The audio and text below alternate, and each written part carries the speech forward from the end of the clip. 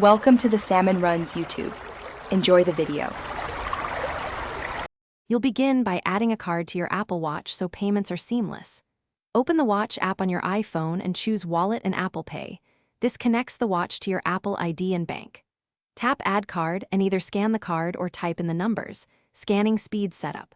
Once entered, authenticate with your bank using the required verification method, often a code or app confirmation, because this confirms authorization and prevents fraud. When verification completes, once your card is on the watch, you pay with the watch's NFC chip. This is faster than phone-based steps. Double-click the side button to wake Apple Pay on the watch. The active card will show. Make sure the terminal supports contactless and hold the top edge of the watch within 1 to 2 centimeters of the reader. The watch sends a secure token instead of your card number to protect data, and a tap plus green checkmark and a haptic pulse means the merchant received payment. To finish, check receipts in Wallet on your iPhone or the Watch app to confirm amounts and merchants. This keeps records aligned with your bank. If a payment declines, make sure the card is active, your Watch OS is current, and the terminal's contactless function is enabled.